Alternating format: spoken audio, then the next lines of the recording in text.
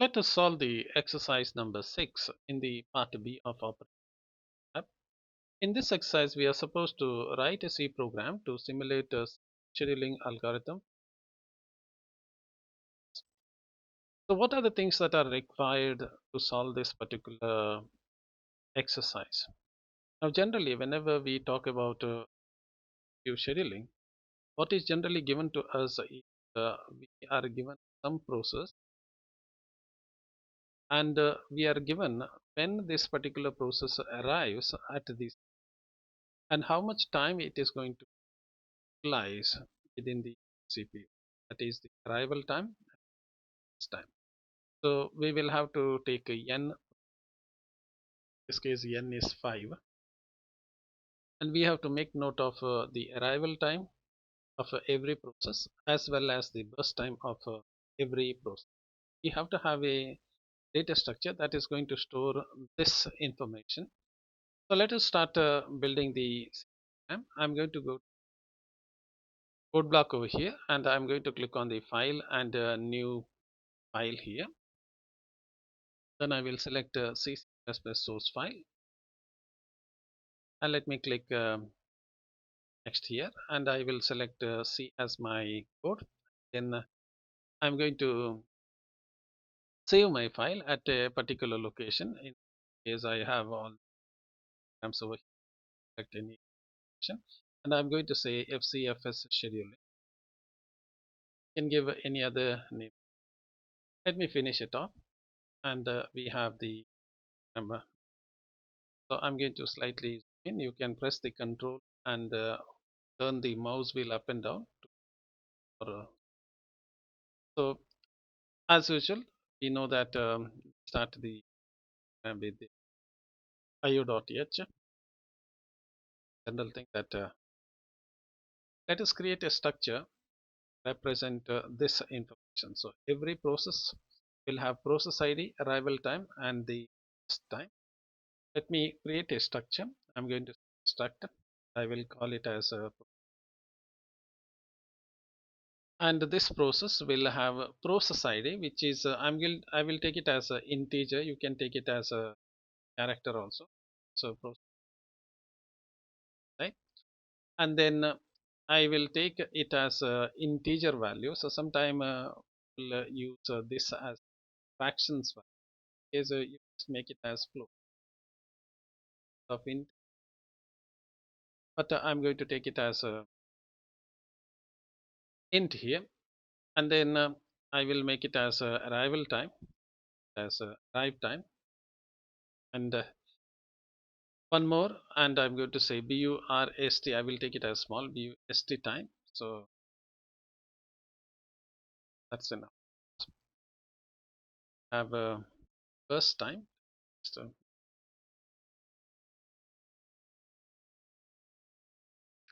first time and arrival time. I won't write a very big thing, and during the examination what you can even reduce, and you can just write it as 80, that you can typing can be for burst time, but for understanding I'm going to just use. Let's start with the main now. So I will use the void here, return there, have this main program over here. And what are the things that are required? So remember I told that I need n processes. So I need n is 5. So n could be n process. And let's create an array of this process. Say struct processes as and I'm going to take a p of 25. I don't think so.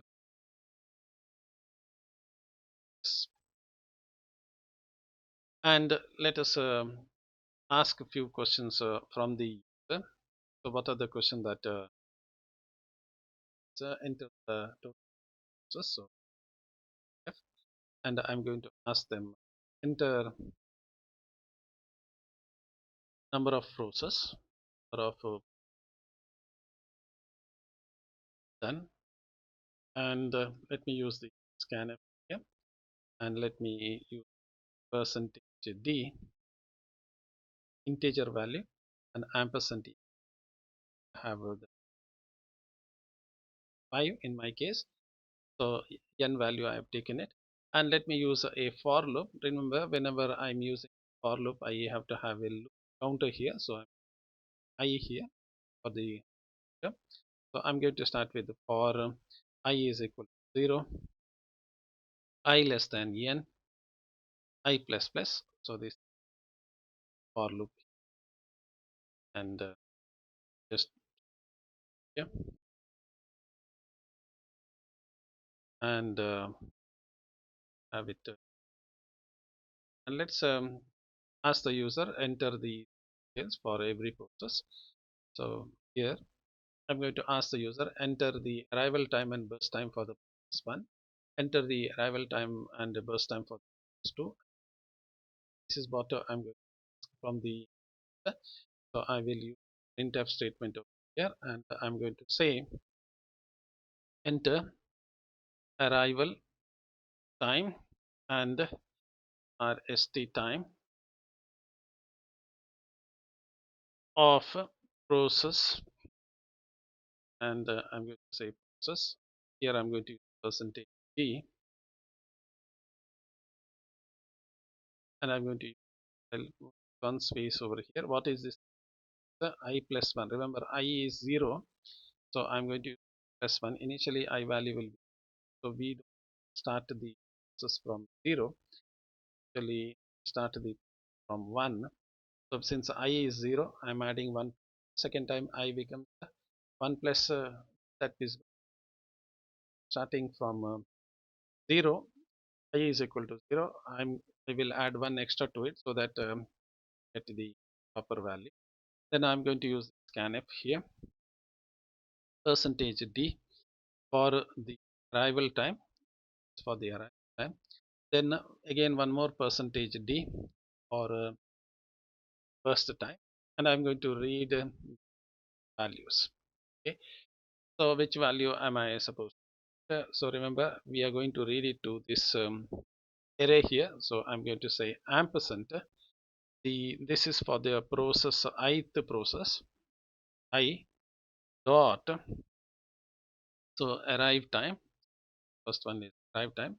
Similarly, percentage p of I dot burst time. What is missing here is one small thing, and what is that small thing? We have read the arrival time and burst time, but we have not in process ID. So let me put the process ID here. So how do I of I, that I dot, we have this process ID.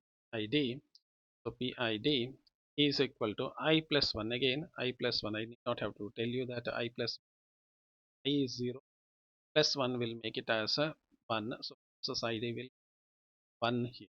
Okay, so this is what I'm trying to do here. So this we are going to read it for all the one after the other. If I just run it without doing anything, so how is it going to look? My program will ask me, let me just put it.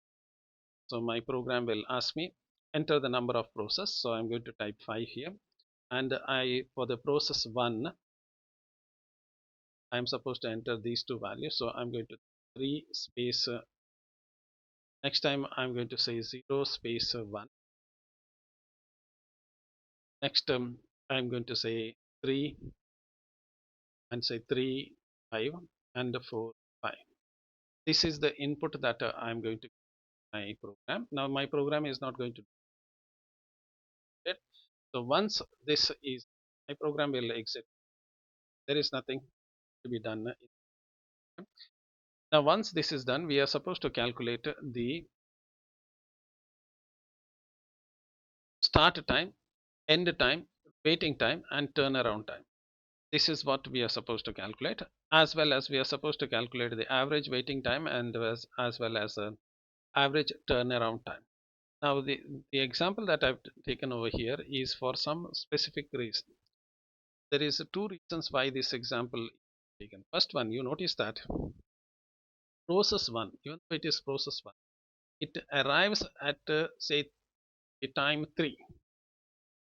You take it as 3 minutes or 3 seconds or 3 milliseconds, whatever you take it as. It arrives at 3 seconds, let's say. But process 2 is arriving at 0. So what is this? What is the meaning of? See, let's assume that you have three processes. Just an assumption. The process number 1 is your WhatsApp, using WhatsApp, and say process number 2 is your C program writing, and process number 3 is you're watching YouTube. So YouTube. So three process. I'm just taking three processes. Other process may be there. Now you run the WhatsApp. Now you know very well WhatsApp has to go to the server and get the data from the server. C program you are running on your local machine, and YouTube definitely has to download a video, so it's going to take a longer time. Now even though this is process number 2, generally what happens is you get this prompt, enter the value of n. So you just type the value of n is 5. Immediately you type the value 5 and press enter. What will happen? CPU will get this value 5 for the CPU. So the C program will go to the CPU and will tell the CPU that I got the input, I want to proceed. So who is coming to the process first is a program number, that is the process I. That is what is shown. This is process number 2. It arrives to the CPU first. Then maybe WhatsApp may go to the server and may get some messages, and then it may go to the CPU and say that no, I also want to put something on the screen, and maybe the YouTube may also come afterwards, and then may it CPU I want to, and so on and so forth. So who is coming first is process number 2, that is the C program, and this is what is happening over here. So you have this process 1. It arrives at the CPU after 3 seconds in terms of, if you considering it as a second or millisecond or whatever it is, just a unit. Okay?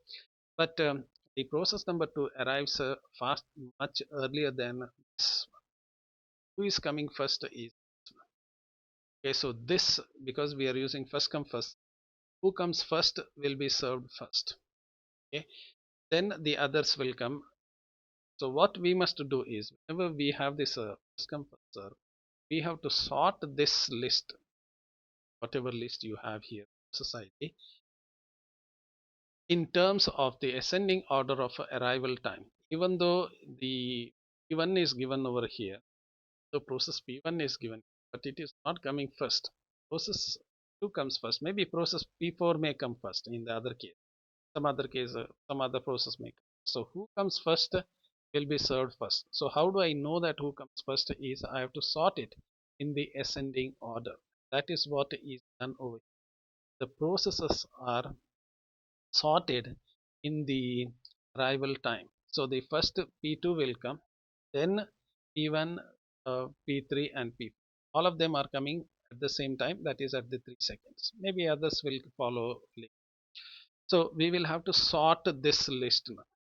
Next thing that we are is sort it. How can I sort this one? I'm for doing it. So let's go ahead and let's do the bubble sort. And you know very well, for the bubble sort you need two loops. So I and j loop are required. Also we have to swap it. For swapping you need one more temporary variable, sort story. Let us start with the bubble sort story now. So just remove these spaces over here so that you can see how I'm writing it. So let's start with the for loop. For, you know very well, for I is equal I less than n minus 1, I plus plus, your bubble sort, already familiar with that, so very familiar one. For j is equal to, okay, j less than n minus I minus n minus I minus j plus plus. These are the of bubble sort. So this is not something different here with the bubble sort story. Then what you are doing? If p of j, if p of j dot arrival time. Remember, we are sorting in terms of arrival time. We are sorting in terms of the. So if p of uh, p of j dot arrival time. So name that I just copy is greater than e of you know very well if a of j is greater than a of j plus 1. This is what I'm doing it, but in my case we are sorting in terms of the arrival time. That's a story.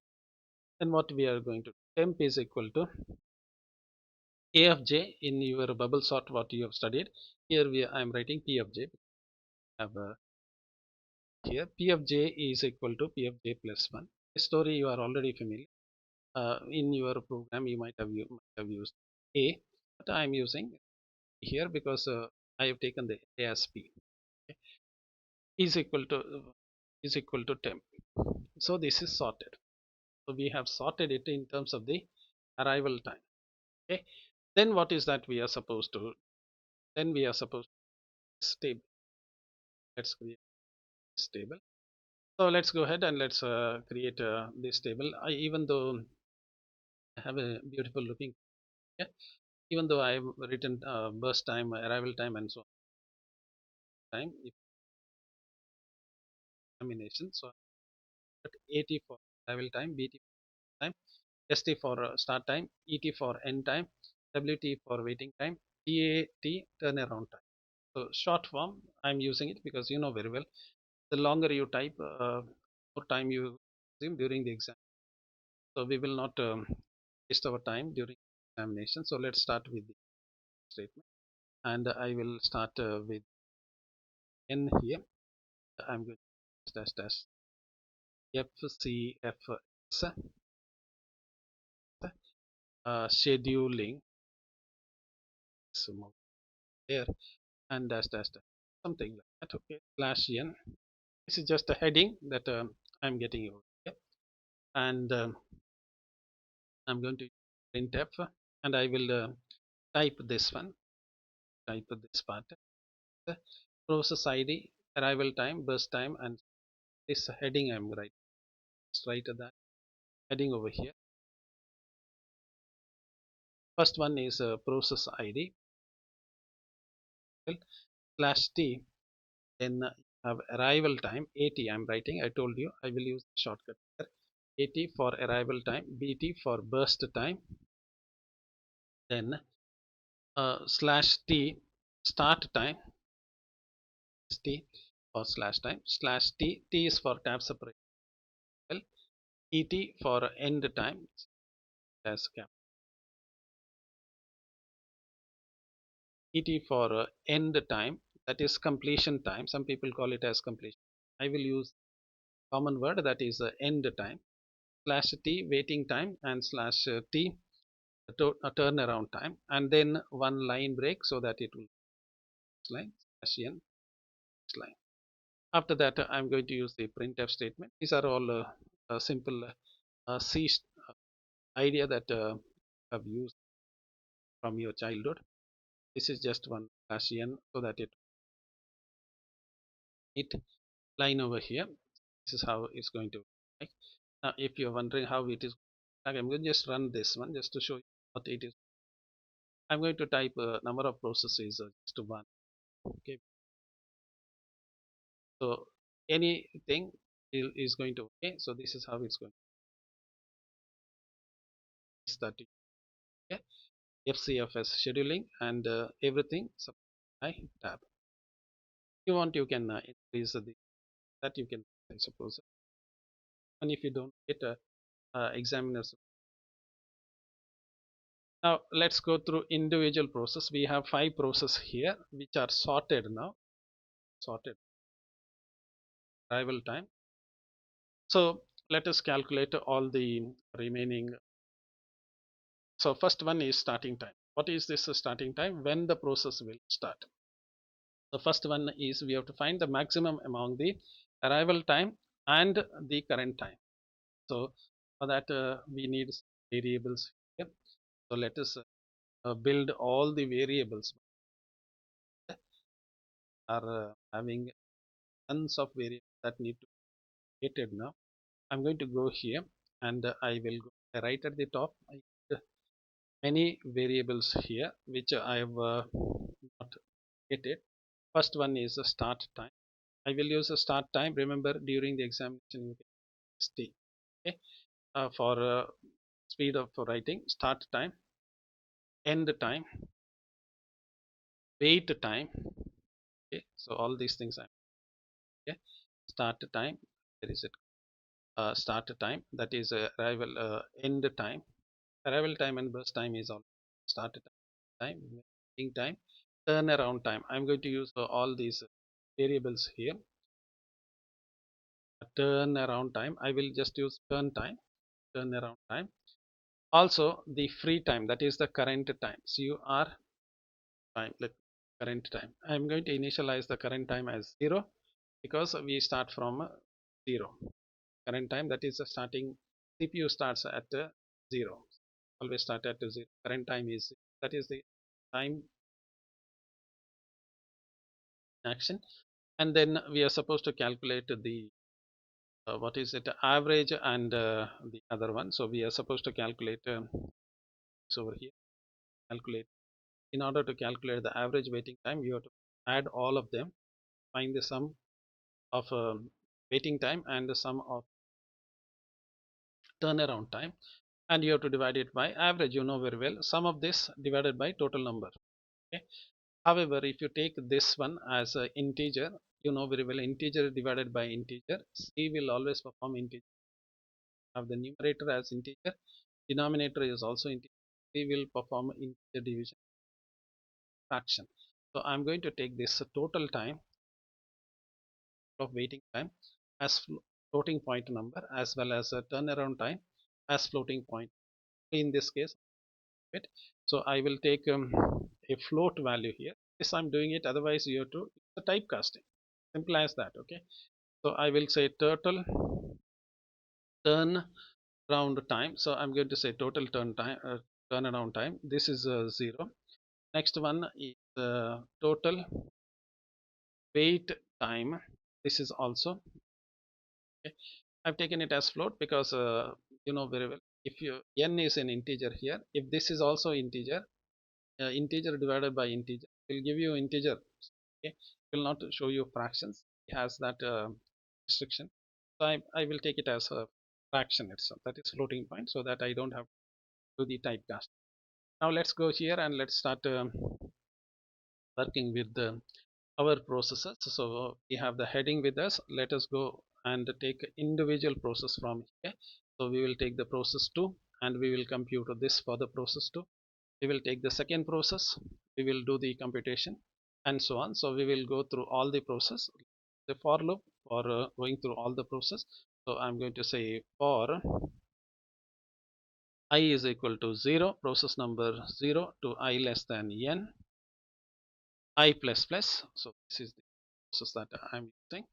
Press enter. So remember, some people have a habit of putting a bracket over here. It's up to you. Okay, anything about that. So what we have to do is we have to find the maximum. So look at the calculation here. You have to find the maximum among the arrival time or free time, whichever is the maximum. How do I do that? I'm going to use a simple if statement.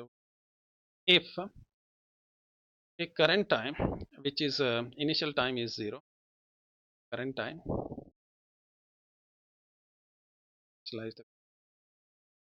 the current time is less than, remember we are supposed to find the maximum among the current time. This time is not current time and the arrival time, whichever is the maximum. If the current time Okay, is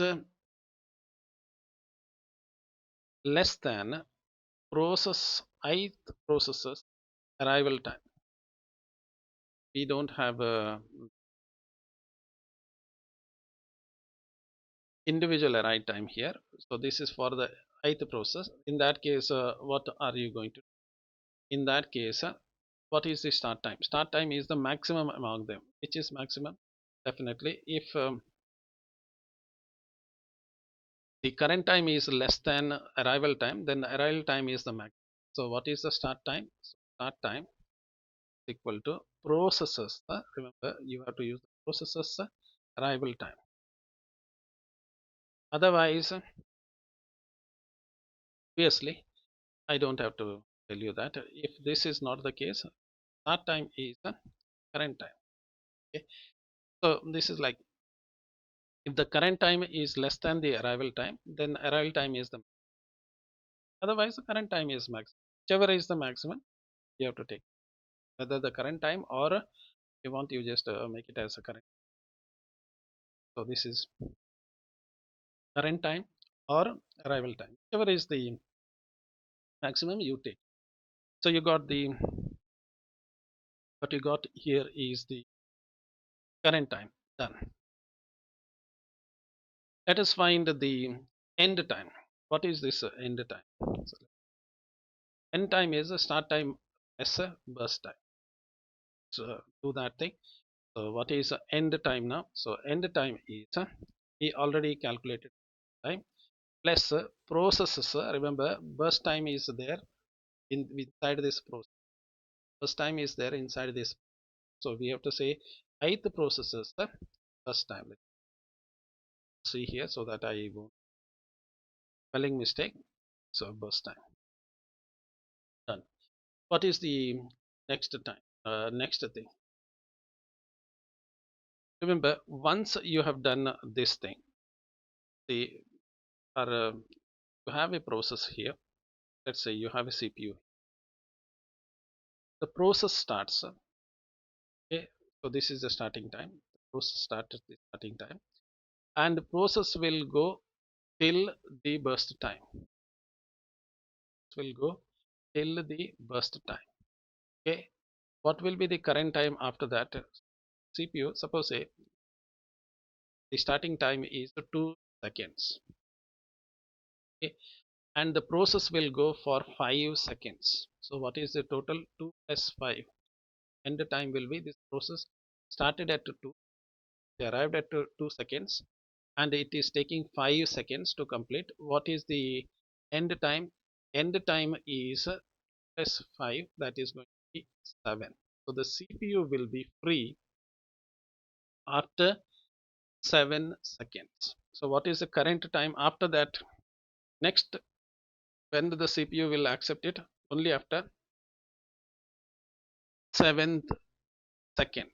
So because it started at 2 and it took 5 seconds to complete its work, so the CPU will be free after 7 seconds. So what is the current time, or you can take it as free time also, nothing but, so free time is the end time. Remember, only after this the process started here and it went up to the burst time. So it started at say 2 and it went up to 5 seconds. So the CPU will be free only after 7th second. It's nothing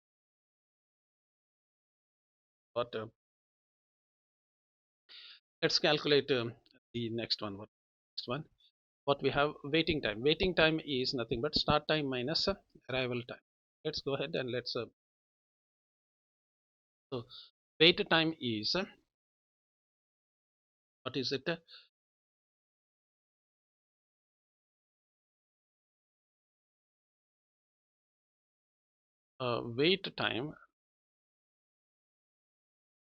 Waiting time is starting time minus arrival. That means at what time it started minus the arrival.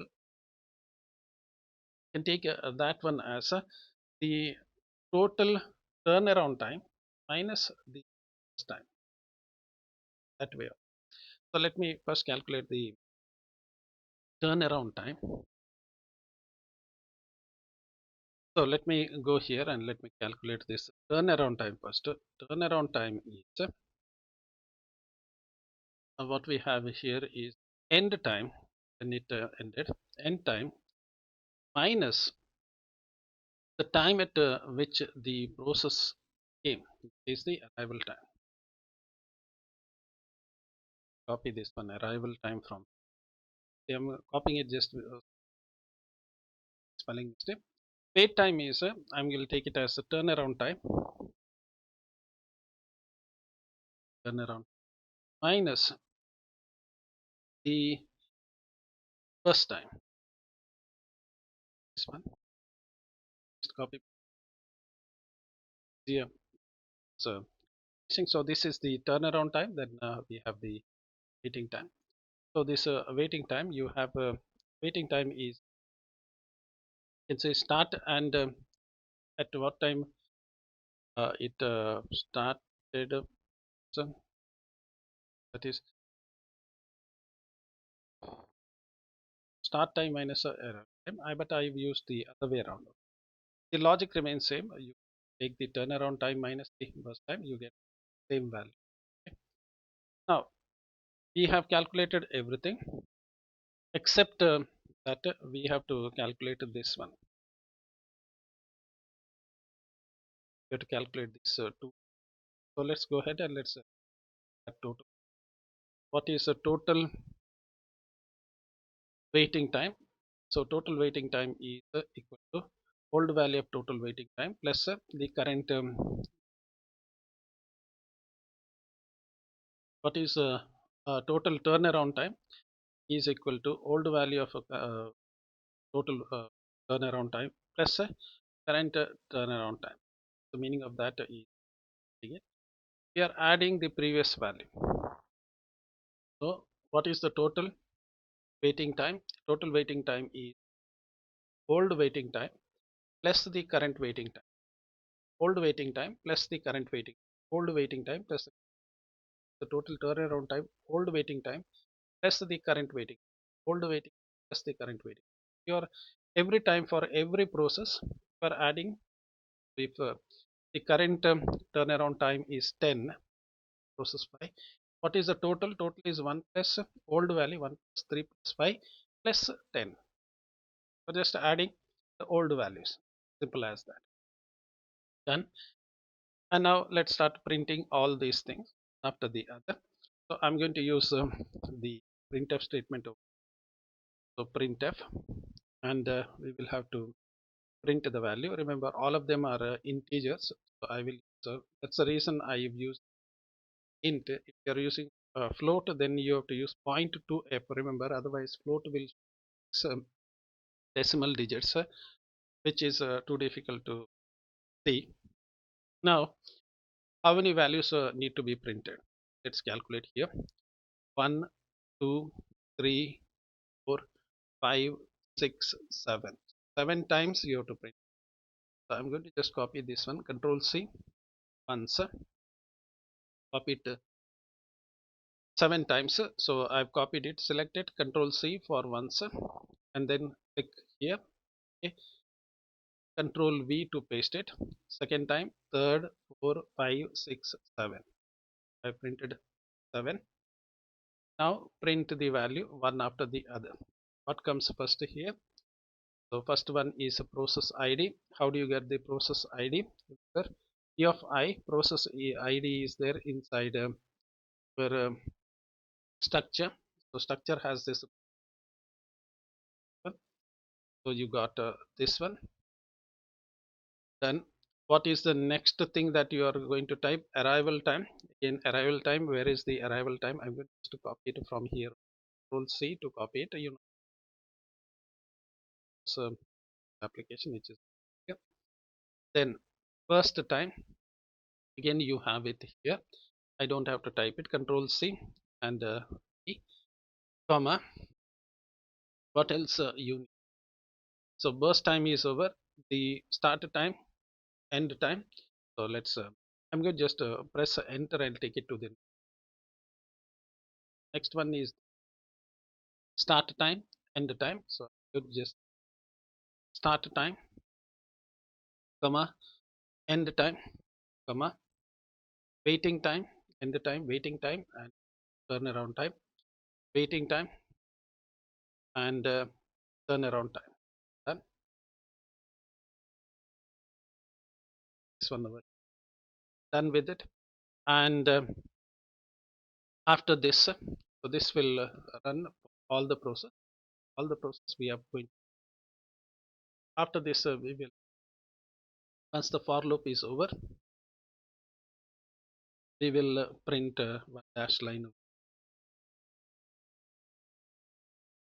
Then we are going to print this the other two things. The print, that is, we will not print the total and other.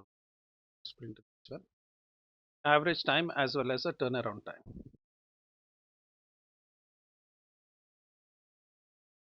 Print it here. The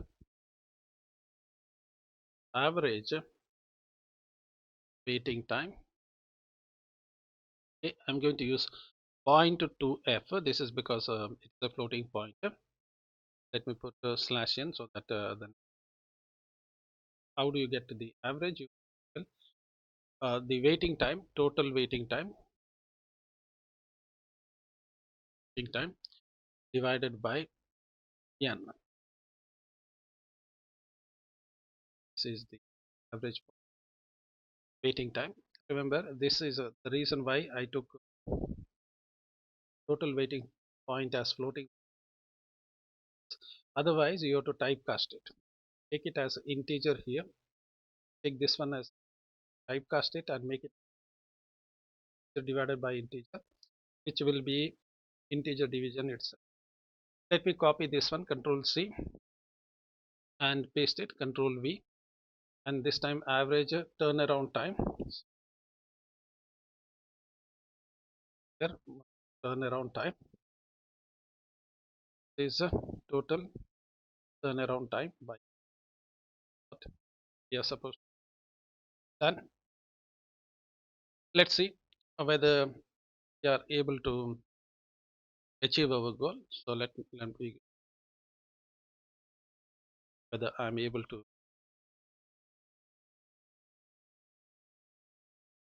get the program working.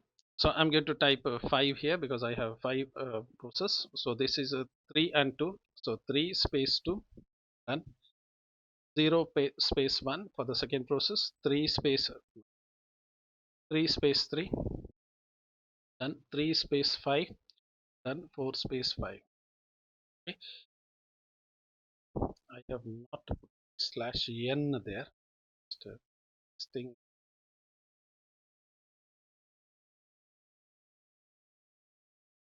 mistake here. After printing all these things, I put the slash last one thing. I should put slash n here. It has to come next line. Otherwise, it will. Let me run it. Let's see whether we are able to achieve our goal. So for the second run, quickly type it space 2, 0 space 1, 3 space what is it? 3 space 3, and 3 space 5. 5. This is what we are supposed to get it. And let me compare it with the calculated one that I have it here. That so process ID, it is not so.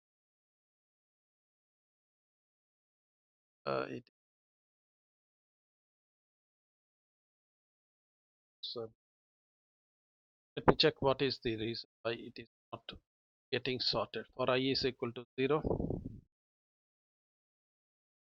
I less than I plus plus, sort if p of is greater than p of j plus 1 time, temp equal to plus 1, let's take over. This is swapping. Let's take that definitely. So you take the Aj value, j plus 1 has to come. That's why it has not sorted. And I'm doing it directly. There can be some minor error. So this is a p of j plus 1. This is sorting. Let me try it one more time. This is the third run. Time we are, and let's see whether able to full rerun. Done. 0 1. Done. 3 3. 3 5. Done. 4 5. This time it has sorted. Okay. Whether it has sorted because process ID. Remember this is the shortest one. Has to come first. Process ID 2 has to come 0 3 3 in terms of the arrival time. This is what has done. Let's look at whether we are getting the result as expected. Process ID 2 0 1 0 1 0 1 0 1 time 3 2 3 5 0 2 3 2 3 5 0 2 last one 4 5 13 18 9 14. Okay. And this one, the reason why I have taken this particular example, there is a specific reason why I have taken this particular example. The reason is, you will notice that in this case, this is a special scenario wherein you have two of the process which won't wait for anything. Generally, whenever the problems are given in your exam or exercises, you will notice that only the first process will not wait. All the others have to wait. Whereas in this case, you notice that two processes have the waiting time as 0. Why this is happening? Okay, I took this example for one specific reason is, if you just look at the process over here, the first process, I'm going to show it in terms of the Gantt chart over here. See, this processor 2 arrives at 0 and it takes one burst time. So arrives at 0, zoom in for okay, this program is working. Okay, this is what is required in the program. But I am telling you why I have taken this as one. Now here, notice over here, the process 2 arrives at 0, that's it, and it takes a burst time of 1. But you notice that what will happen to the remaining process? So this is 1 second. So from 1 second, the next processes are coming at 3 seconds. CPU started at 0, it went until 1. From 2 to 3, so here from CPU was idle. No process was there. Nobody came to the CPU asking for. So CPU was idle here. So that is why you notice that the first process came, nobody was there. It took without waiting, it went. But what happened to the other process? None of them came at the time 2. None of them came. Then process 1, 3, 4, everybody came one after the other. So what happens if one came first, assuming that one came? So CPU just said, okay, you don't wait, you go ahead. What will happen to the processor 3 and 4? Even though they came, we are taking the process ID. The smallest ID was given, that 1 is given the chance, 3 and 5, 4 has to wait until 1 completes it. So the process 1, even though it came at 3, fortunately CPU was idle here, because the first process, that is process number 2, has already completed its work at the time 1. So 1 to 3, nobody was there. CPU was completely idle. Who came first? It was given a chance to the process 3 and the process 2, and the process 2 went up for its completion. So when the process 2 was doing its work, the process 3 and 4 Even though they came at the time 3, they were forced to wait because CPU was given to the process 1. So that is why they have the waiting time 2 and 5. So remaining, because you know very well, the next thing, when the process 1 was with the CPU, next chance was given to process 3 because it has the smaller, excuse me, the what you say, process ID. Next one, 4 has to wait for a longer time, and definitely this came last, so process 5 has to wait. Just to give you what it has been done, remember this is the same story. I can tell you from here also, I can tell you from. So let's look at what is happening over here. Process 2 came first, 0 to 1 there. So the start time was 0, end time was 1 because it was not waiting. No waiting. Turnaround is 1 because it was not waiting. Process 3, process 2 came at the time 3 because CPU was idle here. It was immediately given to the CPU, and so it started at 3 because it arrived at 3 and it was given the chance at 3, and it took 2 burst time to complete it. So 3 plus 2 is going to be 5. So it ended at 5. Ended at 5. Okay, there is no waiting, and naturally turnaround time is 2 because it the minute it came, CPU was given to it. That done.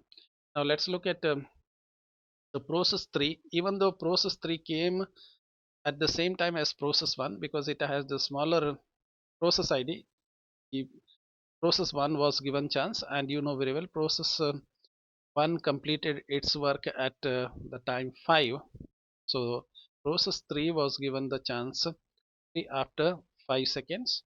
So it started at 5 seconds, and its burst time was 3. So 5 plus 3 is 8. So it went till 8 seconds. If it is a second, just say.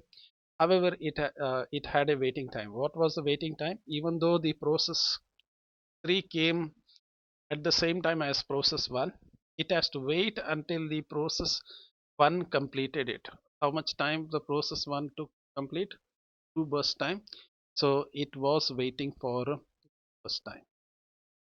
Okay, and what was the total turnaround time? It, even though it came at 3, it completed its work at 8. So 8 minus 3 is going to be 5. So total time it spent in this 5 second. If it was in terms of the second, if it is a millisecond, micro, I don't know, just take the unit, I'm second. Now let's look at the process number 4. What happened at process number 4? Even though process number 4 came at 3 seconds, it has to wait for the previous 2 processes. And how much time did they took?